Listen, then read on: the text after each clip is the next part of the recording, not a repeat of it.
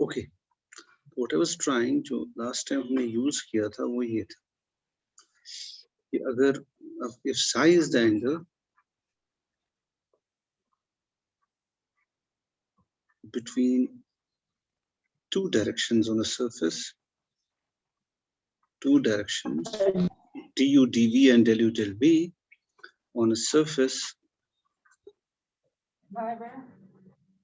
then हमने use किया था cos of psi is equal to e du del u plus f du del v plus dv del u plus g into del v dv whole divided by this small change in the length ds into del s. Now this was, और sin of psi भी कुछ ऐसा ही है. Sin of psi was actually equal to du del v minus del v du whole divided by ds del s. अगर तुमने किया होगा तो जो मेरे नोट्स हैं किसी से ले लेना, उसमें ये हुआ होगा, या फिर मुझे लगता है शाहनवाज सर ने कराया. और उसी से when we take one of the parametric curve, अगर हम लेते हैं f को 0 और एक डायरेक्शन को, इस डायरेक्शन को हम लेते हैं, अगर हम del v को 0 माने एक डायरेक्शन और f को 0 लें, तो you will get, जो हमने यूज किया था, you will get cos of psi is equal to 1 by root e into du by ds, और sin of psi तुम्हें मिलेगा जो हमने यूज किया था, सॉरी यहाँ रूट ई ऊपर है और यहाँ root G dv by ds. So that's under these conditions इस फॉर्मूला में डालो तो तुम्हें मिल जाएगा. ओके, सो फार हमने ये किया, मैं फिर से उसको दोहराता हूँ. that given a regular surface at any point there are two special directions which are mutually orthogonal, and if I can have, it is given by a differential equation, and since it is a differential equation, I can have curves which have the same direction as the principal direction at a point. So again, because by what we have proved about the principal directions, that they are mutually orthogonal. So जो उससे curves होंगी, जो उसकी directions को follow करेंगी, या उनके tangents उन्हीं directions के में उनके tangents की direction भी होगी उन curves की, we will get a network of what we call a network of curves which are at each point on the surface which are mutually orthogonal, जिसको हमने कहा lines of curvature. अब एक ही जगह दिक्कत हो सकती है जिसको हम कह सकते हैं अम्लिक. अम्लिक में चूंकि ये कोई चॉइस नहीं है हमें उन दो डायरेक्शंस की, क्योंकि all normal sections would have the same value of the curvature, so we don't have any two special directions with least and highest curvature of the normal section. So therefore, unless there is an Amlik, there is no issue. We can choose over lines of curvature to be parametric curves or isoparametric curves. And for that, we showed that f is equal to 0 and m is equal to 0. Then we showed that furthermore, if Kn is the normal section of any curvature, any section, curvature of any normal section at a point, normal section, जो ना हमने भी किया Euler's theorem, at a point P on a surface,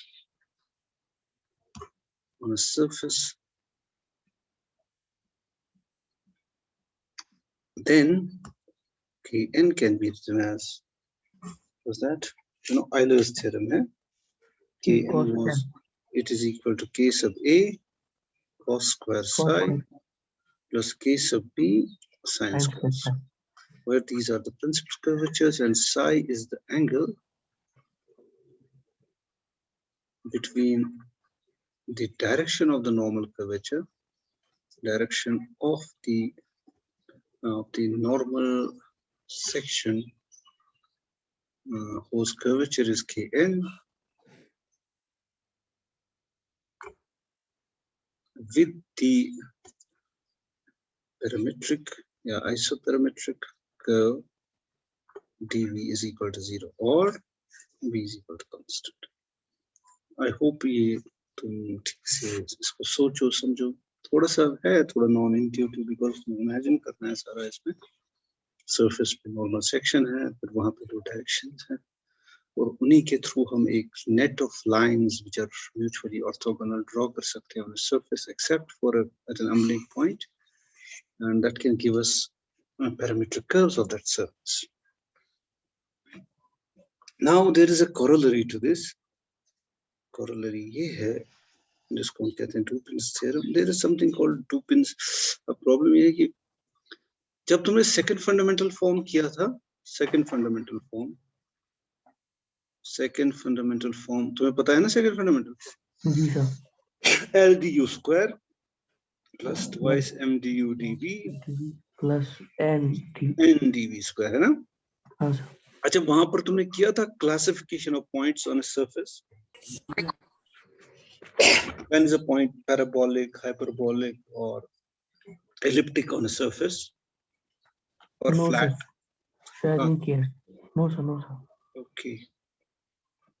अच्छा, वो किया है ना कि this is equal to twice the distance of, ये तो किया होगा geometric interpretation of second fundamental. हाँ सर वो किया था geometric interpretation करिए। उसी से हम आगे बढ़ के कर सकते हैं the classification of points. देखो जैसे तुम्हारे पास सिलेंडर है, ठीक है ना, मान लो यहाँ पे एक सिलेंडर है। अब as you can imagine, अगर यहाँ पे एक tangent plane है एक पॉइंट पे, राइट, तो खाली एक पॉइंट पे टच नहीं करेगा, वो पूरी एक लाइन पे टच करेगा ना? हाँ सर। और अगर सरफेस कुछ टेढ़ी मेढ़ी है ना, यानी मतलब ये जरूरी नहीं है जो यहाँ पे टेंजेंट प्लेन है वो कर्व को यहाँ कहीं पर भी इंटरसेक्ट करता है ना दूसरी जगह पे। इट नीड नॉट जस्ट, जैसे यहाँ पे खाली एक पॉइंट पे टच नहीं करता, जैसे अगर हाँ अगर इस टाइप की सरफेस है से एलिप्सॉइड, तो यहाँ पे खाली एक पॉइंट पे ही टेंजेंट प्लेन टच करेगा, यहाँ पे एक लाइन पे टच करेगा और कहीं पे पेयर ऑफ लाइंस पे टच करेगा। तो that's given by this second fundamental form. उसके बेसिस पे हम पॉइंट्स को क्लासिफाई करते हैं। अगर एक ही पॉइंट पे टच करता है तो उसको हम बोलते हैं इलिप्टिक पॉइंट, अगर एक लाइन पे करता है तो that would be parabolic. Then there is another condition जिसको हम कहते हैं hyperbolic point. So but just leave that aside now, क्योंकि हमें थोड़ा सिलेबस भी खत्म करना है, उसको हम रहने देते हैं। क्योंकि अगर हमने वहां तुमने वो किया होता तो यहाँ हम थोड़ा सा उसको further under this Euler's theorem कर सकते थे। There was another way of classifying the points on the surface, but that's not a big deal. Do not lose much. So let's first do the corollary. If k sub n1, k sub n2 denote normal curvatures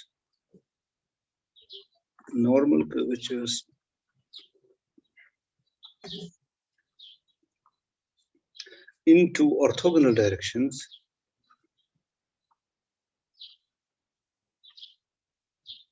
any two orthogonal directions,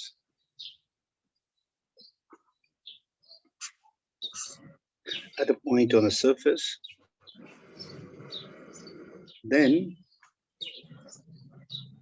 हम इसको कह सकते हैं kn plus kn2 is equal to ka plus kb, where ka and kb are principal curvatures. यानी हम कह रहे हैं कि अगर हम लेंगे कोई भी एक, तो है कि there are infinitely many normal sections at a point. It is the intersection of the surface with the plane that contains the surface normal. अब अगर इसको रोटेट करेंगे, of course it would still contain the surface normal, लेकिन हमारा जो section है वो कुछ ऐसा बनेगा at this point. So there would be many normal sections. अब हम कह रहे हैं कि दो इसमें से स्पेशल है, जिसका सबसे ज्यादा कर्वेचर है और जिसका सबसे कम कर्वेचर। तो उनको हमने किया डिनोट बाय के एंड के। अब हम कह रहे हैं कि कोई भी दो अगर तुम म्यूचुअली ऑर्थोगोनल सेक्शंस लोगे, कोई भी, not necessarily K and B, उनका जो सम कर्वेचर होगा वो बराबर होगा sum of the curvature of least and highest curvature of the normal section. That is the principal. ये आवाज कहाँ से आ रही है, इसको बंद करो। Okay, now it's very obvious. So by Euler's theorem we know that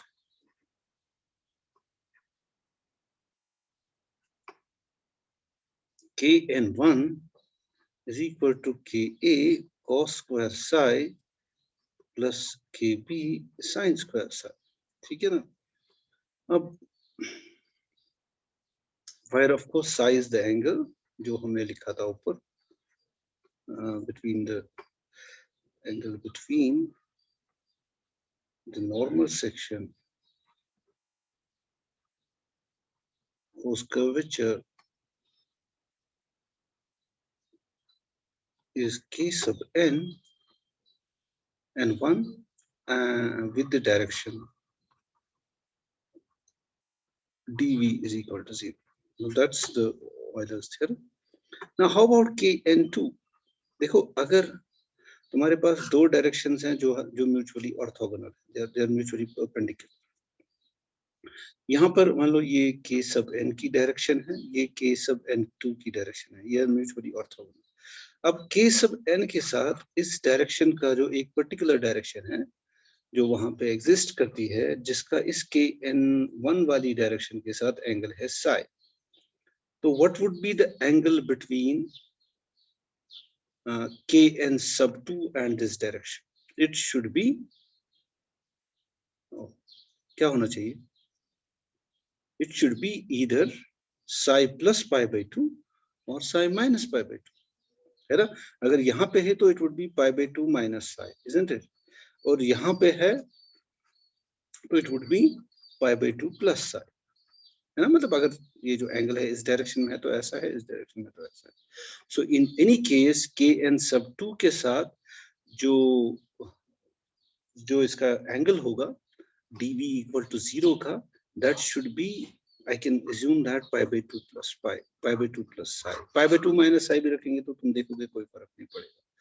So kn sub 2 by Euler's form, Euler's theorem should be equal to k sub a into cos square pi by 2 plus psi plus kb k sub b sin square pi by 2 plus psi. As you can see, this is nothing but k sub a sin square, or minus भी होता तब भी होता sin square psi plus kb cos square psi. Now you just add the two. When you add the two, adding, I would get k sub n1 plus k sub n2 is equal to ka cos square psi plus sin square psi plus kb cos square psi plus sin square psi, और तुम्हें पता है चूंकि वो 1 है, so that is equal to k sub a plus k sub b. Okay, that finishes our, इसको ये जो corollary है, this corollary is called, हो सकता है एग्जाम में ऐसे आए, this corollary is called Dupin's theorem.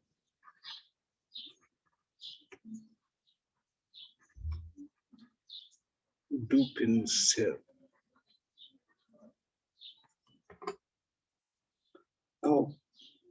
Now we can move on and talk about another condition for any line to be what we call the line of curvature on the surface. The condition is called Rodrigues formula. So let me write down it as a theorem. Rodrigues formula.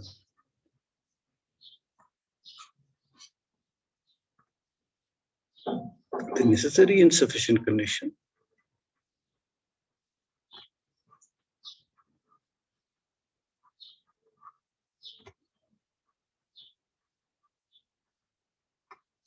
for a curve on a surface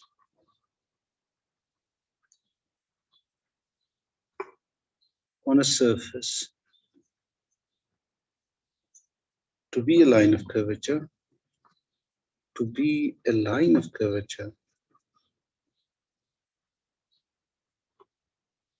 is that KDR plus DN is the zero vector, where K denotes the normal curvature.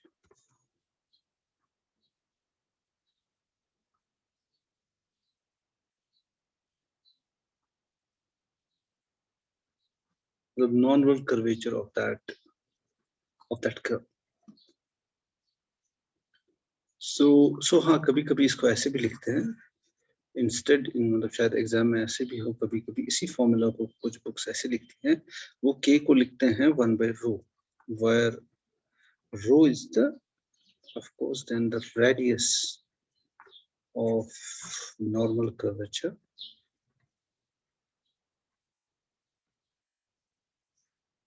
So what do I have? So just be first. So then you can write it as 1/ρ dr plus dn is equal to 0, or you can just write dr plus rho dn is equal to 0. मतलब ये भी Rodrigues formula है और ये भी Rodrigues formula है, they are the same. हाँ, अब मुझे एक ही चीज, जब मैंने कहा ना normal curvature of this curve on a surface, by that we mean actually जो कोई भी curve है ना surface पे, उसको हम हमेशा दो components में resolve करते हैं. देखो, you have to remember that curvature is given by this thing, है ना? What do you have? This is given by, well, this is the curvature of a curve. So when I talk about curvature of a curve on a surface, same is the formula, because it's again a curve. Now you also write it as t dash is equal to kn, है ना? So ये जो n है, या ये जो ये r double dash है, इसको हम कहते हैं कर्वेचर वेक्टर. तो कर्वेचर वेक्टर को हम मतलब हर एक कर्व के साथ एक कर्वेचर वेक्टर है, उसको जब भी वो सरफेस पे लाई करती है, उसको हम दो हिस्सों में क्या बोलते हैं, रिजॉल्व करते हैं. We break it into two. देखो, अगर कोई भी कर्व है ना इस सरफेस पे, व्हाट आई डू इज, उसका एक कर्वेचर वेक्टर है किसी डायरेक्शन में, ऑल्दो ये दिखाना जरा मुश्किल है मेरे लिए इस पे, तो एक वेक्टर है सिंपली एक जगह पे, ठीक है ना? So I have got another particular direction. एक तो है, मतलब मान लो ये सरफेस है, तो यहाँ पे एक कर्व है, इसका एक कर्वेचर वेक्टर है, मान लो इस डायरेक्शन में, ठीक है ना? तो फिर एक नॉर्मल सेक्शन है, मतलब I have got a normal section, मतलब a surface that a plane that contains the surface normal. तो इसको हम रिजॉल्व करते हैं, तो उसका हिस्सा, मतलब अगर मैं लूं उसका projection onto this n curve, उस कर्वेचर वेक्टर का, उसको हम इस कर्व का नॉर्मल कर्वेचर कहते हैं. यानी वो कंपोनेंट जो, मतलब अगर कर्व नॉर्मल सेक्शन है, अगर कर्व नॉर्मल सेक्शन है, तो ये जो एंगल है ना between these two vectors, it would be 0. So the all of its curvature would be normal curvature. लेकिन अगर मैं क्या बोलते हैं, कोई भी curve low which is not a normal section, लेकिन उसका एक कंपोनेंट होगा, उसको जब रिजॉल्व करते हैं, actually we resolve the curvature of a curve, जो हम आगे पढ़ेंगे, into two parts, that's called kn and kg. यानी हम मानते हैं कर्वेचर के दो हिस्से, one goes along n, other one goes along perpendicular to n. जो perpendicular to n जाता है, उसको हम कहते हैं जियोडेसिक कर्वेचर. उस कर्व का जो along n जाता है, उसको हम बोलते हैं, क्या बोलते हैं, the normal curvature. तो जब मैं कह रहा हूँ नॉर्मल कर्वेचर k है, सो उसका मतलब है उसका नॉर्मल कंपोनेंट उस कर्वेचर का, that means the component in the plane that contains the surface normal. So I hope that is clear. So let's move ahead with the proof. So let the curve be a line of curvature. पहला हिस्सा तो हम दिखाएंगे that this formula that k dr plus dn is equal to 0 holds. So let the curve be a line of curvature. Line of curvature. Then it must satisfy the principal sections, the differential equation of the principal sections. So therefore, अगर ये line of curvature है, then K must satisfy these two equations. That means the equations of the principal curvatures. यानी KE ये हमने वहाँ किया था minus L times lambda is equal to M minus KF and KF minus M times lambda is equal to N times N minus KG. ये हमने वही किए थे जब हमने वो principal curvatures निकाले थे. So जिसको हम लिख सकते हैं where lambda, of course ये हमें पता है, lambda is equal to TU by TB. So that would give us, अगर मैं इसको substitute करूँगा, that is मैं इसको लिख सकता हूँ L minus KE. मैं इसको इस साइड पे ट्रांसपोज करूँगा और lambda को substitute करूँगा DU by DV. इसके साथ आना चाहिए DU आना चाहिए बिल्कुल, plus M minus KF times dV is equal to 0, and of course M minus KF times du plus N minus Kg dV must be equal to 0. Now if it is a line of curvature, then it must satisfy this thing. इसका जो normal curvature है, क्योंकि इसका curvature normal curvature ये होगा basically. Okay. Now okay, so ये हमें मिल गया. K being one of the principal curvatures, जो आपको पता ही है.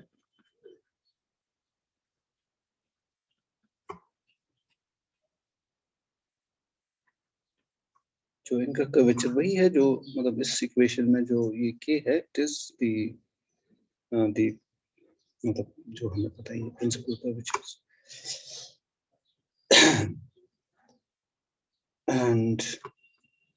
and of course L क्या है? L is equal to, तुम्हें पता ही, it's minus N sub U RU. M is equal to minus N sub V RU. It's also equal to minus N sub U dot RV. And of course अपना जो N है वो है बराबर minus N sub V dot RV. And you know, of course, E of G तो तुम्हें पता है, E is equal to R sub U dot R sub U. F is equal to R sub U dot R sub V, which is the same as RV dot RU. And G is equal to R sub V dot R sub V. Okay, so substituting these values, yes, यहीं पे लिख देते हैं. यहाँ लिख लो and यहाँ लिख लो substituting the values in equations 1, इसको हम पूरा बोलते हैं. In 1 we will get, ये substitute करने के बाद, N sub U dot R sub U plus K times R sub U dot R sub U du plus N sub V dot R sub U plus K times R sub U dot R sub V. And you have to remember that dot product is commutative. dV is equal to 0, and साथ में दूसरी equation बनेगी N sub U dot R sub V plus K times R sub U dot R sub V du plus N sub V dot R sub V plus K times R sub V dot R sub V multiplied by dV is equal to 0. Now इसको हम थोड़ा अगर फिर से rearrange कर लें, that is, और इसको हम ऐसे भी लिख सकते हैं N sub U, इसको यहाँ लाते हैं, using the properties of the dot product that it distributes over addition of vectors. I can write N sub U, should I write du plus N sub V dV dot RU. मैंने इसी को rearrange कर दिया. du और यहाँ से dv दिया और उन दोनों में ये टर्म और ये टर्म ली और उनमें चूंकि ru है डॉट प्रोडक्ट में तो उसको बाहर निकाला और बाकी दो टर्म्स के साथ भी मैं ऐसे ही करूंगा, यानी मैं लिखूंगा k टाइम्स, जिसमें k भी कॉमन है, r sub u du plus r सब v dv r सब v dv into dv is equal to 0 और ऑफ कोर्स इसी तरह से दूसरी भी ऐसी बनेगी, यानी n सब u du प्लस n सब v dv dot rv plus तुम चेक कर सकते हो k times r sub u du plus r सब v dv डॉट, मैं यहाँ भूल गया डॉट लगाने, नहीं वो तो आ गया, मैं व्हाट आर यू यहाँ पे डॉट है, डॉट प्रोडक्ट है ना इसमें, देख सकते हो क्या है पहली इक्वेशन में मैंने आर यू लिया, एक तो आर वी है और दूसरा है R U, so R U ही आ गया यहाँ, आर यू आ गया यहाँ पे, तो यहाँ कुछ भी आर यू इक्वल टू 0 और यहाँ पे आना चाहिए आर वी 0, तो यहाँ पे के साथ आर वी है और इसके साथ भी आर वी है और अंदर आर यू आर वी है, बराबर आ गया। ओके, और लेकिन this is the differential of N, so this is actually T N dot R V, R U पहला वाला प्लस, और ये जो है this is the differential of R, यानी K D R dot R sub U is equal to 0 and T N plus R V plus K D R dot R V is equal to 0। Now I can again इसको मैं ऐसे भी लिख सकता हूँ क्योंकि are जो same है तो इसको कॉमन निकाल सकते हैं, so it will be T N plus K D R dot product with ru is equal to 0 and tn plus kdr dot r sub b is equal to 0. Let's call this set of equations 2, या इसको हम कहेंगे, इसको 2 कहेंगे, इसको 3।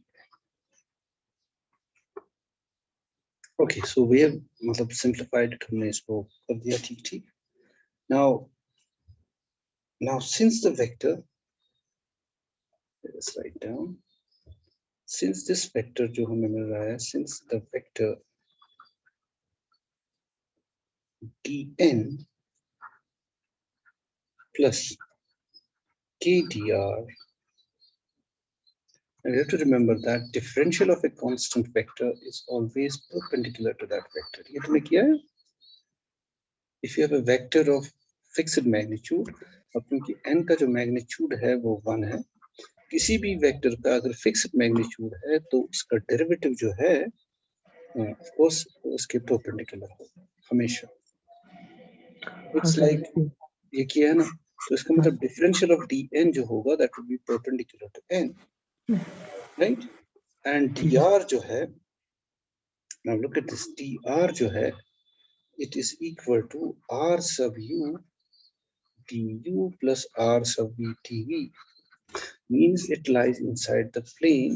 You have to think like this, ये जो dr है it is a combination of these two vectors, so it lies inside the tangent plane. अगर ये मेरा ru है, मेरा rv है, so dr कहीं पे इधर है कोई vector, it's a combination of ru and rv, और मेरा जो n वेक्टर है वो परपेंडिकुलर है, लेकिन dn जो है वो परपेंडिकुलर है n के, तो dn भी कहीं इधर ही है, right, because it is perpendicular to n. So मेरा जो dr और dn है ये दोनों टेंजेंट प्लेन में लाई करते हैं, तो इनका कॉम्बिनेशन भी उसी प्लेन में लाई करेगा, because they are both composed of these vectors, मतलब एक ही प्लेन में है, उनको ऐड करो उसी प्लेन में रहेंगे। so therefore this vector हम कहेंगे is tangential to the surface, means it lies in the tangent plane, is tangential to the surface. So therefore देखो अब सोचो, अब फिर से तुम सोचो, I've got a tangent plane, उसमें दो वेक्टर्स हैं जो एक एंगल पे हैं, मतलब they cannot be ru and rv cannot be in the same direction. Why? क्योंकि उनका क्रॉस प्रोडक्ट 0 हो जाएगा और हम मानते हैं हमारी सरफेस जो है जिसपे टेंजेंट प्लेन टच कर रहा है वो रेगुलर है, तो ये सेम डायरेक्शन में नहीं है। अब इसी के अंदर एक वेक्टर है से बी, तो अगर मैं ये इक्वेशन को ढूंढूं, देखो dn plus kdr is orthogonal to ru, it is orthogonal to rv, यानी एक प्लेन में ये लाई करते हैं और ये दो वेक्टर्स के दोनों के परपेंडिकुलर है जो म्यूचुअली एट एन एंगल है, जो एक ही लाइन में लाई नहीं करते। तो एक वेक्टर ऐसा है, मेरे पास दो वेक्टर्स थे, ये मान लो ये हमारा टेंजेंट प्लेन है जो तुम्हें दिख रहा है, this is my tangent plane. अगर मैं सोचूं तो यहाँ पर है कोई और vector which is perpendicular to this as well as this, क्या ये पॉसिबल है? इट्स नॉट पॉसिबल कि ये जो dn plus kdr हो ये ru के भी परपेंडिकुलर हो, rv के भी तो हाँ ये पॉसिबल है अगर ru और rv एक ही डायरेक्शन में हो, तो ऑफ कोर्स ये फिर एक को परपेंडिकुलर होगा तो दोनों को परपेंडिकुलर होगा, लेकिन वो तो पॉसिबल नहीं है because the point is regular. So therefore it's not possible with a plane where you have two vectors that are not mutually in the same direction, cannot have another vector in the same plane that is perpendicular to both unless that vector is zero, because zero vector is orthogonal to every vector. So मैं कहूँगा therefore by 3 कह रहा है ये दोनों को mutually perpendicular है, दोनों को परपेंडिकुलर है, therefore we must have this vector must be zero, यानी dn plus kdr must be the zero vector. तो एक हिस्सा हमारा हो गया कि अगर ये लाइन ऑफ कर्वेचर है तो then dn plus kdr is 0, या वहां पे मैंने लिखा था kdr plus dn बात की है, वेक्टर एडिशन इज कम्यूटेटिव। तो ये एक हिस्सा हो गया। Conversely suppose that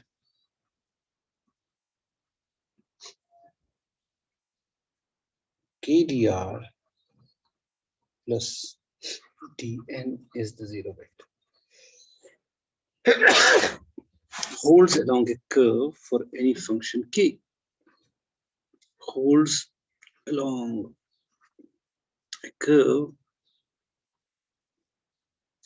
for any function, मतलब a continuous function k, then reverse करते हुए reversing the order of steps, यानी अगर मैं फिर ऊपर वाला ये करूं above, यानी अगर ये जीरो है तो ये भी जीरो होगा, ये भी जीरो होगा, तो फिर ये जीरो होंगे, तो फिर ये जीरो होंगे, तो रिवर्स करते करते मैं पहुंचूंगा इन equations. So I will get for that k l minus ke, तो हम दिखाएंगे ये जो फंक्शन है k, then it must be the normal curvature, that's the point, हमारा दूसरा जो हिस्सा होगा। So l minus ke du plus m minus kf, we get dv is equal to 0 and m minus kf du plus n minus kg dv must also be equal to 0. So thus this curve अगर इनको satisfy करती है, thus this curve will be a line of curvature, ये हो सकती है अगर हम ये दिखा दें if k is the normal curvature of the surface at that point, k is the normal curvature of that curve, of this curve. So now given, चलो मैं अगर ऐसे लिखता हूँ, given kdr plus dn is equal to 0, it implies that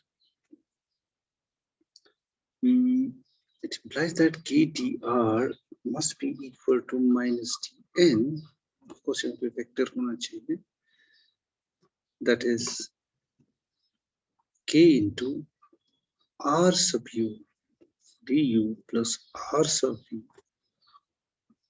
is equal to minus n sub u du plus n sub v du. Okay. Now taking dot product with the differential of r, yani I can write it like this too. Taking dot product of both sides with r sub u du plus r sub v dv, we will show that हमें आराम से मिल जाएगा unit k r sub u du plus r sub v dv dotted with r sub u du plus r sub v dv must be equal to minus n sub u du plus n sub v dv dotted with r sub u du plus r sub v dv.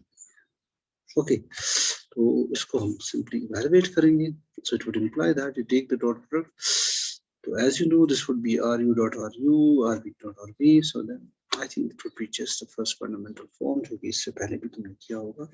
It is just e du square plus twice f du dv plus g dv square, और यहाँ पर भी this would be just the second fundamental form. And it would be l du square plus twice m plus n dv square. Of course, it would imply that k is equal to l du square, which is exactly the formula for normal curvature.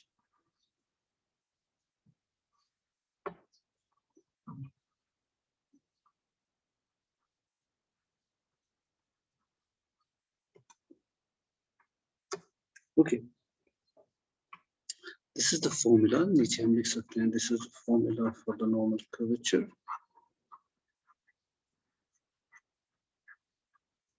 तो हमने दिखा दिया कि अगर Rodrigues formula true है for any k, then that k must be the normal curvature of the curve, जो कि है theorem का statement, and hence the direction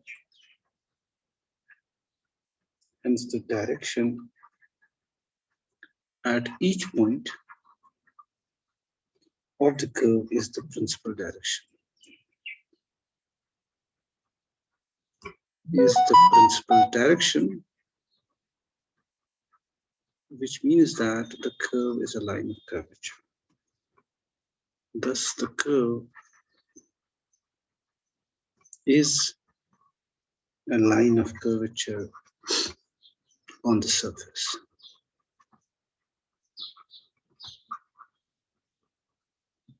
So for any k, अगर ये true है, where k depends upon the point on the surface, एक तो हमने दिखा दिया कि k must be the normal curvature and must satisfy the equation of the principal directions.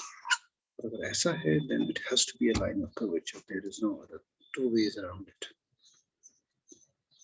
Okay, so that was the Rodrigues formula. मैंने बोल दिया इसका एक और फॉर्म भी है in terms of the radius of the curvature. Now we come to an, हालांकि थोड़ा सिलेबस में पहले आना चाहिए, what we call the general surface of revolution. अब समझाने के लिए मैं थोड़ा coordinate system इधर-उधर कर दूंगा, मतलब just for you to get the intuitive idea. Surface of revolution. देखो, idea ये है, अगर तुम्हारे पास एक कर्व है इस तरह से, कोई भी, अगर तुम about an axis इसको rotate करोगे, एक लाइन है, एक एक्सिस है, जिसके इर्द गिर्द तुम इसको रोटेट करोगे, so you would end up with a surface like this. जैसे फॉर एग्जाम्पल अगर तुम्हें दिक्कत है, अगर तुम्हारे पास एक लाइन लो, दूसरे लाइन को अगर तुम रोटेट करोगे अबाउट इट, मतलब इन दिस डायरेक्शन, तो ये जो है ना, ये bye rotation, by the mere rotation of this thing, you must get a cylinder which is a surface. But if you have a line like this and you let another line like this rotate about this axis, so it will generate a surface. Generate कौन? और अगर तुम semi circle लोगे and let it rotate about an axis, what do you get? It is you will get a sphere, है ना? So all these are surface of revolution. तुमने एक curve लिया, उसको रोटेट किया. So इसी तरह से अगर तुम्हारे पास हाइपरबोला है, उसमें दो चॉइसेस है ना? जैसे हाइपरबोला कैसे बनता है? ऐसे, ठीक है ना? अब अगर तुम इसको अबाउट दिस एक्सिस रोटेट करोगे, you will get a surface like this, है ना? जिसको हम बोलते हैं हाइपरबोलाइड ऑफ वन शीट, क्योंकि एक पीस में है. लेकिन अगर अबाउट वाई एक्सिस, अगर एक्स एक्सिस इसको रोटेट करोगे ना इन दिस मैनर, मतलब इन अराउंड दिस एक्सिस, अगर अराउंड दिस एक्सिस करोगे तो this is what you get, hyperboloid of one sheet. अब अगर इसी को तुम अबाउट एक्स एक्सिस रोटेट करोगे, so you will gate basically two pieces, है ना?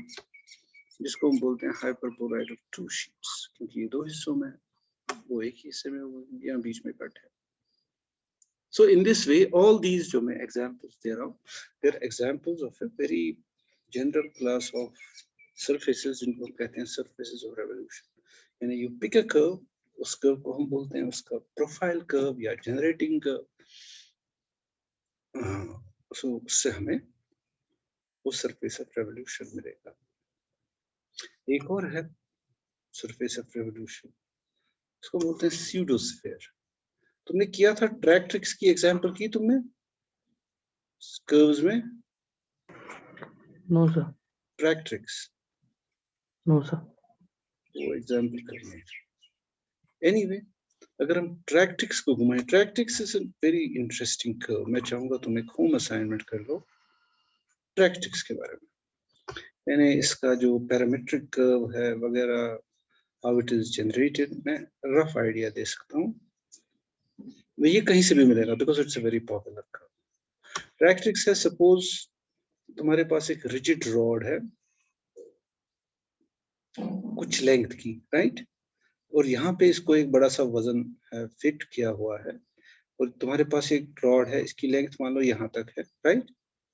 अब तुम इसको लेके इस डायरेक्शन में जाओगे, मतलब जिस डायरेक्शन में ये रॉड थी ना, लेकिन ये रिजिड है, इसमें स्लैक नहीं है. तो अगर हम इसको तुम घूमोगे, ये जो ये पॉइंट है, अगर तुम इस डायरेक्शन में चलने लगोगे, ये जो ये बॉब है ना इसका, ये जो यहाँ वजन रखा हुआ है, ये इस तरह से मतलब कर्व जनरेट करेगा, जिसको हम बोलते हैं ट्रैक्ट्रिक्स. और शायद मुझे इसकी जरूरत भी पड़ेगी वैसे आगे, क्योंकि हमें सरफेस ऑफ रेवोल्यूशन दिखानी है. अब मुझे उसके साथ कुछ नहीं, चलो पहले हम मानते हैं चलो ये एग्जिस्ट करती है, हमने इसको ऐसे बनाया, मतलब under this formula, not by any mathematical formula. मैंने कहा नहीं, मैं यहाँ एक वजन रख रहा हूँ, फिर उसका मैथमेटिकल फॉर्मूला भी हम निकाल सकते हैं, दैट्स नॉट एन इशू. तो अगर ये कर्व एग्जिस्ट करती है इस टाइप की, अगर इसको मैं रोटेट करता हूँ अबाउट दिस एक्सिस, तो you will gate a surface. ये क्या हो गया इसका? अगर मैं इसको रोटेट करता हूँ अबाउट दिस एक्सिस, इस कर्व को, जिसको मैंने नाम दिया था ट्रैक्ट्रिक्स, ये कुछ ऐसे बनती है. जो तुम्हारा सरफेस ऑफ रेवोल्यूशन वो बनेगा, वो कुछ बनेगा ऐसा. इसको हम बोलते हैं स्यूडोस्फीयर. अब इसका इम्पोर्टेंट बात ये है कि इसके हर पॉइंट पे जो गॉसियन कर्वेचर होगा वो नेगेटिव होगा, एंड स्फीयर पे हमेशा वो पॉजिटिव होता है ऑब्वियसली. मतलब ये तुम्हें ऐसे सोचना है, इसके दो प्रिंसिपल. जब गॉसियन कर्वेचर क्या होता है? Product of the principal curvature. तो प्रिंसिपल कर्वेचर एक इस डायरेक्शन में है, एक इस डायरेक्शन में है, यानी एक अगर कॉनकेव है, दूसरा कॉन्वेक्स है, एक तरह से.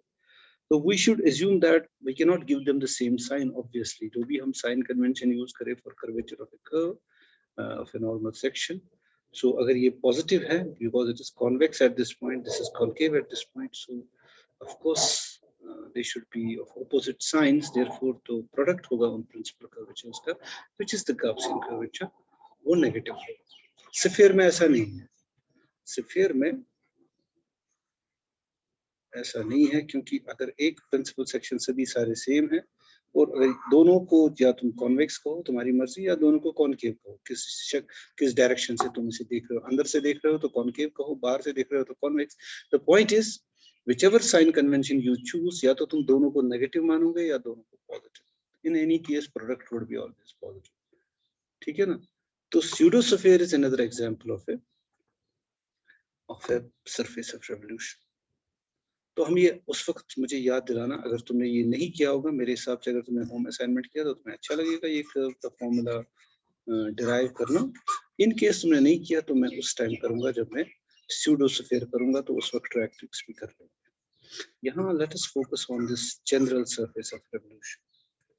मैंने कहा इसको सिंप्लीफाई करने के लिए मैं लेता हूँ यूजुअली जो हमारा कन्वेंशन है, मगर ये समझाने के लिए है, बट दैट्स जस्ट बड़ा गड़बड़ भी हम नहीं कर रहे हैं। यूजुअली हम जब भी अपनी एक्सिस लेते हैं, ऐसा कोई कहा नहीं किसी ने, तो इसको हम एक्स वाई मानते हैं, अपना जो प्लेन है नीचे, और इस एक्सिस को हम जेड मानते हैं। इसको यूजुअली हम कहते हैं, हम आई जे के को right handed system, I should have i cross j equal to के।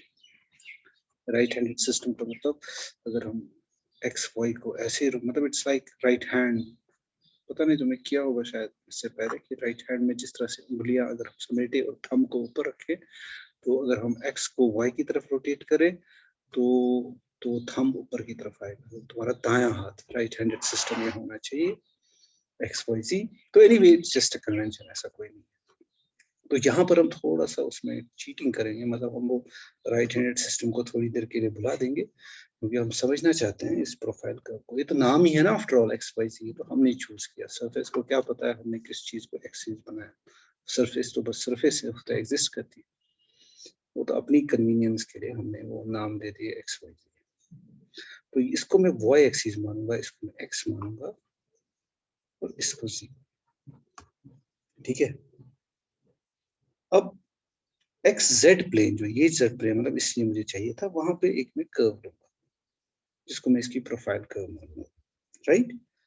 और जाहिर सी बात है, अगर मैं जेड एक्स प्लेन में ले रहा हूँ तो उस कर्व का वाई कोऑर्डिनेट 0 होगा। So it would be of the form, जो प्रोफाइल कर्व होगी मेरी, या जो कर्व मैं अभी बना रहा हूँ, प्रोफाइल बस देखो, अभी मैंने इसको सरफेस जनरेट ही नहीं की। ये जो कर्व होगी हमारी, मैं मानता हूँ it is of the form x is equal to h of u, of course y 0 होगा, and z is equal to h of u. उस एच के बजाय कुछ और रखते हैं, एफ लेते हैं, चलो एफ ऑफ यू। तो मैंने बेसिकली किया, पैरामीट्रिक फॉर्म लेते हो ना तुम किसी प्लेन में। अब यहाँ पे मेरा प्लेन है जेड एक्स प्लेन, जब तुम एक्स वाई प्लेन में लेते हो कोई curve, say x is equal to cos of t, cos of u, चलो y equal to sine of u, तो ये कौन से पैरामीट्रिक कर्व है? दिस इज यूनिट सर्कल, है ना, ठीक है ना। इसी तरह से मैंने कहा सपोज एक जनरल कर्व है मेरे जेड एक्स प्लेन में, जिसका जो पैरामीट्रिक इक्वेशन है वो है x is equal to h of u, z is equal to some other function of u, जिसको मैंने कहा f of u. Now let this be rotated, अगर मैं इसको रोटेट करूंगा अबाउट सम एंगल से फाई, अब मान लो मैंने इसी कर्व को रोटेट किया तो ये कुछ यहाँ आ जाएगी, और ऑफ कोर्स ये जो एंगल है इसके, मगर मान लो मैंने फाई एंगल के थ्रू इसको किया, फिर मैं देखना चाहता हूँ ये जो पहले इसके कोऑर्डिनेट्स थे, यहाँ पर इसके कोऑर्डिनेट्स क्या है, इट इज, शुरुआत जो मैंने की थी, it is this curve that has got H of you 0, इस पॉइंट के कोऑर्डिनेट्स एफ ऑफ यू, ठीक है ना। और ये जो ये एच ऑफ यू है वो इसका जेड कोऑर्डिनेट है ना। जेड कोऑर्डिनेट मींस ये डिस्टेंस यहाँ से यहाँ तक,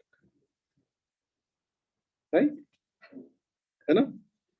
और ये जो एफ ऑफ यू है, नहीं F of U Z coordinate है, sorry, F of U Z coordinate है, और ये जो है ये इसका एक्स कोऑर्डिनेट है, H of U, Z coordinate है एफ ऑफ यू। यानी यूं समझ लो एक कर्व है जिसका यहाँ पे कोऑर्डिनेट्स हैं, जेड को हम, जेड तो 0 है, वाई तो 0 है, so it is X, it is Z, so इसके कोऑर्डिनेट्स हैं एक्स, यानी ये डिस्टेंस जो है यहाँ से यहाँ तक, ये एच ऑफ यू है, ये डिस्टेंस जो है यहाँ से यहाँ तक वो एफ ऑफ यू है। सो इसके कोऑर्डिनेट्स होंगे H of you 0, F of you. अब जब मैं इसको रोटेट करता हूँ, तुम इमेजिन करो मैं इसको रोटेट कर रहा हूँ, खाली रोटेट कर, तो जब मैं इसको रोटेट कर रहा हूँ, अब ऑफ कोर्स इसकी हाइट चेंज नहीं होगी, इसकी लेंथ चेंज नहीं होगी, राइट। कोऑर्डिनेट तो चेंज होंगे, जैसे पहले इसका y कोऑर्डिनेट 0 है, अब इसका y कोऑर्डिनेट 0 नहीं होगा, है ना। लेकिन ये जो लेंथ है, ये लेंथ h ऑफ u ही रहेगी, और ये जो x एक्सिस से इसकी लेंथ है f ऑफ u, वो f ऑफ u ही रहेगी। कहने का मतलब ये जो इसके कोऑर्डिनेट्स हैं, एज यू कैन सी, अगर मैं इसको लिखूं, x must then be equal to, at this point जब मैंने इसको रोटेट किया through angle phi, it should be x should be h of u cos of phi, y should be cos h of u sin of phi, and z should be unchanged. क्योंकि मैं इसको rotate कर रहा हूं about this z axis, है ना, तो इसका जो z कोऑर्डिनेट है ना पॉइंट का, वो हर जगह सेम है, वो हाइट तो चेंज नहीं होगी ना, ये जो पॉइंट्स जब ये रोटेट कर रहे हैं, एक सेक्शन मैंने लिया इसका, इसी तरह से यहाँ पर भी एक सेक्शन है, लेकिन जब मैं रोटेट कर रहा हूँ अबाउट phi, जो z लेंथ है इसकी वो सेम रहेगी, और जो x, जो ये कोऑर्डिनेट्स हैं, xy कोऑर्डिनेट्स इसके, xy coordinates would lie on a circle, क्योंकि इसको मैं रोटेट कर रहा हूँ अबाउट phi, जिसकी रेडियस है इसका x coordinate, that's h of u। यानी अगर रेडियस है h of u and it lies on a circle, तो इसका मतलब x एंड y प्लेन पे जो इसका प्रोजेक्शन होना चाहिए, या जो उसके पैरेलल में इसकी कर्व होनी चाहिए, it must be a circle of radius h of u, और इसका जो पैरामीटर है when it rotates around this z axis, वो है phi, इट मींस इसकी इक्वेशन ये होनी चाहिए। So in other words, I have found the equation of the, यानी अगर मेरी कर्व है ना, x is equal to h of u, z is equal to f of u, and I rotate it about z axis, right? Then the equation of the surface of revolution should be x equal to h of u cos phi, y equal to h of u sin phi, and z is equal to f of u. And this is the starting curve, the profile curve, जिसको rotate करके about z axis मुझे ये surface of revolution मिली। ठीक है, ये तो समझाने के लिए था। तो okay, of course now phi would range between 0 and 2 pi, क्योंकि हम इसको पूरा रोटेट करेंगे तभी तो ये सरफेस बन जाएगी। सो मतलब each of the xyz coordinates on this surface should satisfy these three equations, and this is the equation of this surface of revolution. Now what we do, ये तो हमने मतलब हमने लिया था पहले कर्व हमने क्या लिया था, हमने लिया था x equal to what was that, h of u, and z equal to f of u. So that was my profile curve. लेकिन अब मैं थोड़ा इसको वापस चेंज करूंगा, मैं बजाय इसके लूंगा x को u, और वैसे ही लूं, हाँ h of u को u लेते हैं, हाँ वही, और z को लूंगा f of u। कहने का मतलब मैंने लिया z is equal to f of x या f of u, यानी बजाय मैंने पैरामीट्रिक फॉर्म के मैंने यूजुअल कार्टेशियन फॉर्म लिया उस कर्व का, मैंने कुछ नहीं किया, मैंने उसका कार्टेशियन फॉर्म लिया। अगर कार्टेशियन फॉर्म लेते हैं ना इस कर्व का, तो what would be that? If you have x and z depending upon x, you would have z is equal to f of x, या तो मैंने लिखा था पहले z is equal to f of u दिया था ना, और x is equal to h of u, right? मैंने कहा नहीं, अब मैं इस तरह से लूंगा, और इस x का नाम मैं रख दूंगा u, और देन ये बन जाएगा f of u। मतलब वापस मैंने इसको कन्वर्ट किया इनटू कार्टेशियन फॉर्म, कुछ नहीं, मैंने सिर्फ लैंग्वेज चेंज की, क्योंकि इस तरह से समझाना, एज यू कैन सी, ये सरफेस ऑफ रेवोल्यूशन को डिराइव करना इस तरीके से बहुत ही सिंप्लीफाई हो गया, क्योंकि जब मैंने x का अलग से लिया और z का अलग से लिया। So okay, now let me right it down the definition वगैरह। तो डेरिवेशन तो तुमने देखी, जनरल सरफेस ऑफ रेवोल्यूशन,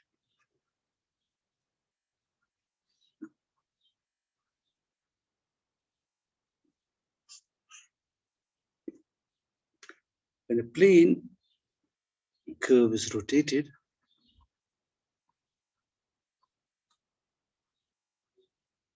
मैं प्लेन कर्व नहीं मैं कह रहा था, लेकिन ऑफ कोर्स मैं प्लेन में ले रहा, तो it was by default, is rotated about an axis in its plane the surface generated in this manner, surface generated in this manner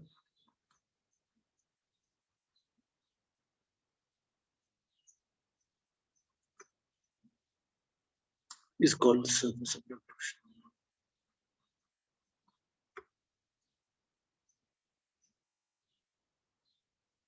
Surface of revolution. Now, if we take, अब अगर मैं थोड़ा coordinate system settle करूं, actually ये curve कहीं भी हो सकती है ना, इस तरह से एक surface of revolution हो सकती है, लेकिन मैं अपना coordinate system भी accordingly change कर सकता हूँ, वो कौन सा fixed है, वो तो मेरी मर्जी है, so that's not a big deal. If we take axis of revolution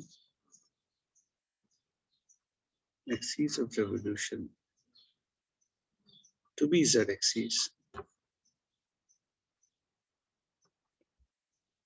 and let the parametric equation of the curve,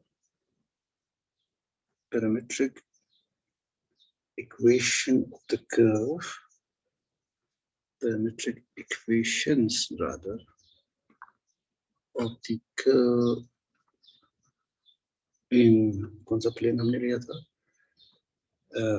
in the plane y is equal to 0, जिसका मतलब है basically z-x plane है,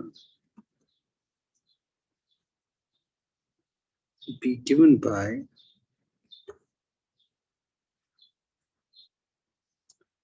x equal to h of u, y equal to 0, and z is equal to f of u. Now if this is rotated about z-axis, if this is rotated about z-axis through an angle phi,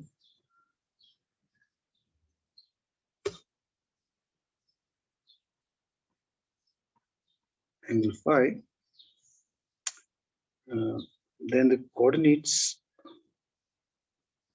of the surface, then the coordinates of the point are given by जो मैंने अभी बताया था, x is equal to h of u cos of phi, y equal to h of u sin of phi, and z is equal to, what is this, f of u. क्योंकि z तो change नहीं होगा, we are rotating about z-axis. For convenience sake, जो कि मैंने कहा, आराम easy बनाने के लिए, for convenience sake, we take h of u to be u, so that the position vector,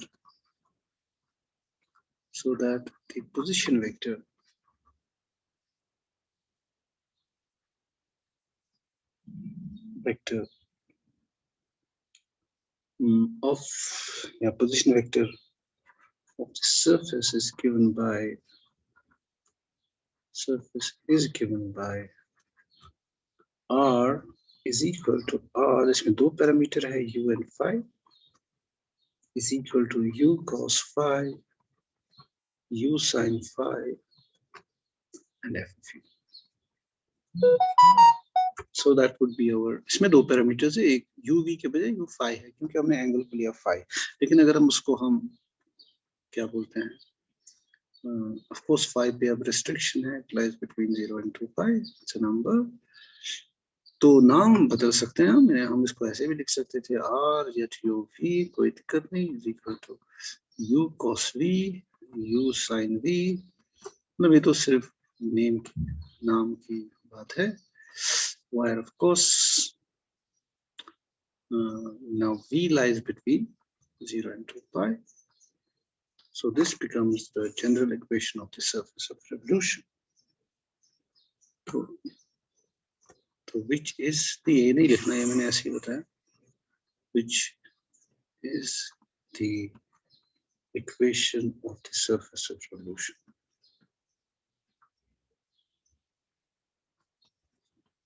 Now now surface revolution एक बड़ा मतलब एक सिंपल सा है, लेकिन इससे हमें जनरल कर्व के बारे में भी बहुत सारी पता चलती है चीजें। अब हमें पता है एक पैरामीटर जब चेंज जाता है तो ऐसे घूमता है ना। यानी अगर मैं u को फिक्स करूं, u को फिक्स करने का मतलब जो मैंने बनाई थी ना सरफेस रेवोल्यूशन, उसका मतलब f of u को फिक्स करना basically, because f depends upon u। अगर u is fixed, f of u is fixed, so basically u जब फिक्स होगा और v जब रन करेंगे तो हम घूम रहे हैं सर्कल्स में। अगर उसका एक वैल्यू लिया मैंने u का तो एक सर्कल यहाँ मिलेगा। मान लो सबसे simple cylinder, surface of revolution, है ना। यानी जब मैं एक पैरामीटर, अब इसमें मुझे बताओ f of u क्या है, f of u की इक्वेशन क्या होगी, कोई मुझे बता सकता है? अगर ये सिलेंडर है सरफेस ऑफ रेवोल्यूशन, इसकी जो प्रोफाइल कर्व है वो क्या होगी? This was my z, this was my z axis, this was my x axis, so it would be a straight line in this z-x plane, है ना, है ना। यानी z is equal to f of x has to be a straight line, है ना। मेरी बात समझ में आ रही है ना, parallel to z axis, so it should be, what would be the line that is parallel to, so it would be x equal to a constant. It has to be parallel. It should be u is equal to constant या x is equal to constant. u है ना x के बराबर हमने लिया था, यानी u को मुझे कांस्टेंट करना है तो ये बन जाएगा सिलेंडर। इसको अगर मैं फिक्स करूंगा तो ये बन जाएगा सिलेंडर। यानी अगर तुम लोगे suppose 3 cos u and 3 sin u, some other constant 10, right? Right. नहीं 3 आएगा यहाँ पे, क्योंकि हम ले रहे हैं x is equal to u and z is fixed. Z is not equal to, z is equal to some fixed number, यहाँ पे 10 रख लो, doesn't matter. So this would be a cylinder. ये constant रखो और ये भी constant रखो. So then it should be, it should be a, क्या बोलते हैं, x could be anything. नहीं गड़बड़ कर दिया। तो कैसे हम बनाएंगे अगर मुझे प्रोफाइल कर्व को, नहीं बेटा पहले जरा इसको, इस पॉइंट को मैं सेटल करना जो मैं बताना चाहता हूँ। एक पैरामीटर जब जाएगा वो इस डायरेक्शन में जाएगा, मतलब इसकी जो पैरामीट्रिक कर्व्स हैं वो बड़ी नेचुरल है, क्योंकि एक पैरामीटर को अगर मैं फिक्स करूं, I am moving on circles. दूसरे पैरामीटर में अगर मैं फिक्स करूं, मैं जो प्रोफाइल कर्व जो है उसके ऊपर नीचे जा रहा हूं। मतलब for fixed value of u I am going in circles, and for a fixed value of v parameter I am going along these profile curves. अब यहाँ पे तो straight line है, तो अगर sphere होगा तो I am basically going along these, क्या बोलते हैं, semicircles, जो मेरी profile curves है। If I fix one of the parameters, तो ये इसकी natural, जिसे बोलते हैं ना ढांचा parametric curves, एक तो circles हैं जिनको हम parallels बोलते हैं, और दूसरा ये इसकी मेरिडियंस बोलते हैं हम इसको, मतलब इन जनरल इसको भी हम मेरिडियन ही कहेंगे, इसको कहेंगे parallels, which would be mutually orthogonal by the way, right? So that would be general surface of revolution. अब मैं चाहूंगा जैसे अच्छा चलो ऐसे करते हैं, मैं लेता हूं what do you think should be, जैसे मैं ऐसे कर सकता हूँ, अगर मैं यूनिट स्फीयर लूं, सिलेंडर को जरा मुझे चेक करना पड़ेगा, तुम भी चेक कर लेना what should be the profile का, उसको हम कैसे इसमें रख सकते हैं, मैंने ध्यान नहीं दिया इस टाइम।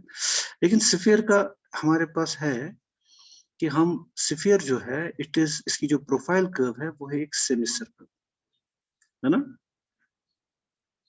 ये मेरा मान लो फॉर द टाइम बीइंग मेरा एक्स कोऑर्डिनेट है, ये मेरा z कोऑर्डिनेट है।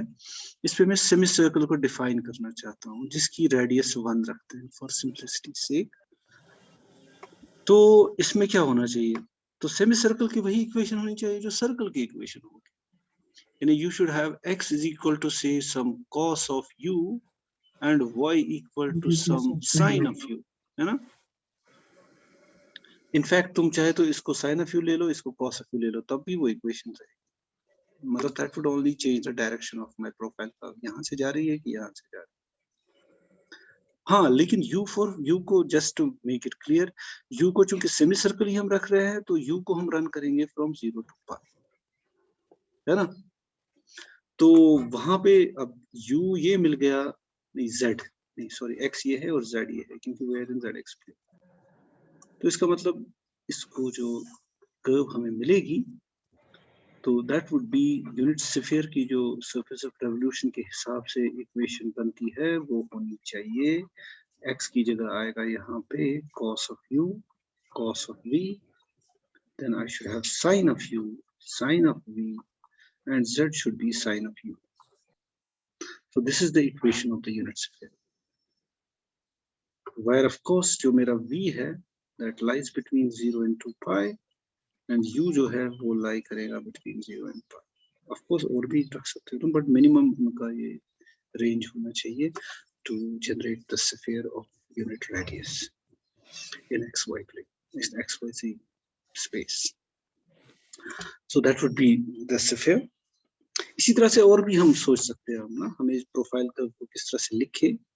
अब जैसे मैंने कहा वो इक्वेशन कैसे हम लिखें, अगर हम x को x ही रखते हैं और z को रखते हैं फिर 3, तो x कुछ भी हो, z कांस्टेंट है, नहीं x कांस्टेंट है ना, z को कुछ भी रखो, z को z ही रखो और x को कर दो फिक्स्ड, तो क्या होगा फिर, x को 3 कर दो, हाँ तो it should be like you can write here, जो मैं सोच रहा था सिलेंडर के बारे में, x को फिक्स करो, right, it will B 3 cos v, 3 sin v, और z को कुछ भी लो, यहाँ पे ले लो u, u मेरा z है, नो f of u है, कोई भी पैरामीटर ले लो दैट रेंज इज बिटवीन, उससे कुछ फर्क नहीं पड़ेगा, just take u here.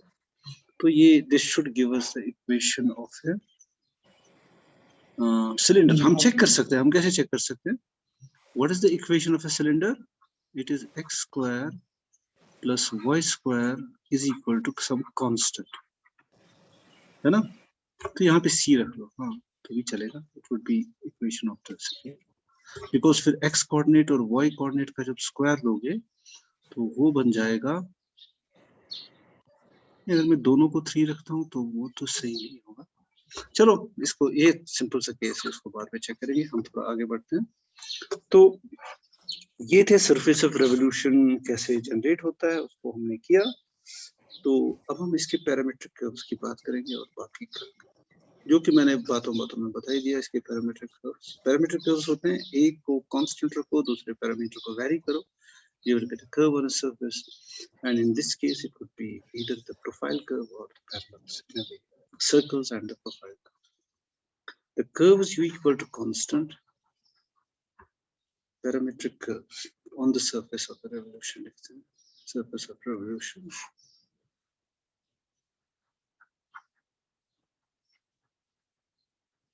Of revolution. Yes. So the curves, पहला u equal to constant are the parallels. जो मैंने यही कहा, जैसे हमारे पास एक सरफेस ऑफ रेवोल्यूशन है, चलो मैंने कर्व ऐसे ली, जब उसको रोटेट करेंगे तो ये बनेगा कुछ ऐसा, मतलब जैसे यहाँ है वैसे कुछ सरफेस ऑफ रेवोल्यूशन इस तरह का बनेगा। तो यू कर्व्स होंगी ये वाली कर्व्स, जहाँ पे मेरी ये f of u फिक्स्ड है फॉर अ वैल्यू। तो अगर u कांस्टेंट है, for each constant value you will get these parallels, that is they are the intersection, ऐसे मैं लिख सकता हूँ, they are the intersection of the surface biplanes perpendicular to z-axis, to the axis of rotation, I should say.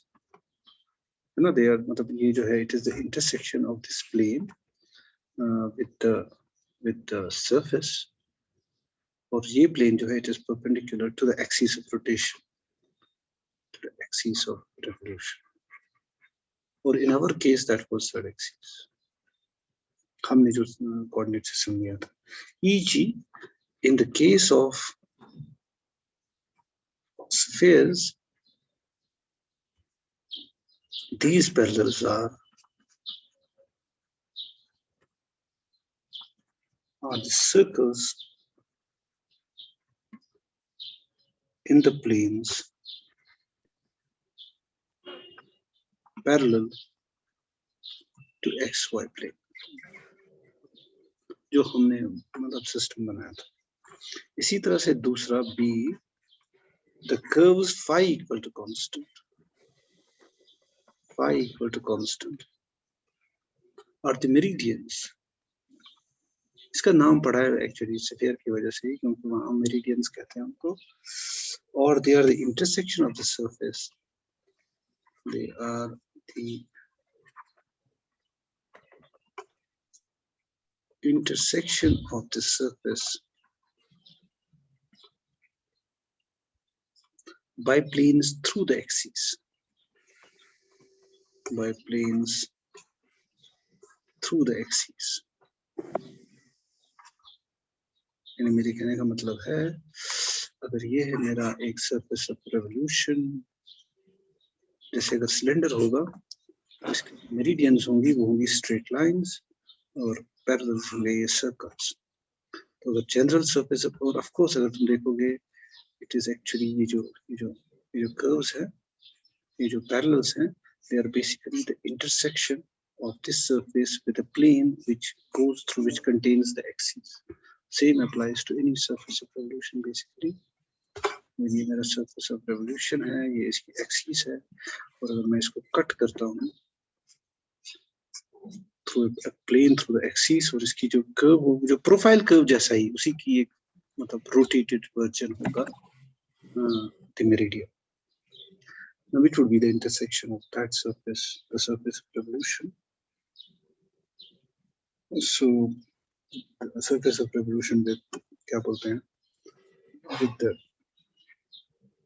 क्या मैं कह रहा हूँ? मेरे कहने का मतलब है तो जो profile curve जैसी शक्ल की होगी, of course the rotated version of it, and it would be the intersection of the surface with the plane which contains the axis. Okay. So let's leave it there. कल हम इसको थोड़ा आगे बढ़ाएंगे. वैसे आज हमारी दूसरी क्लास भी है, आई थिंक. जी सर, 2 बजे.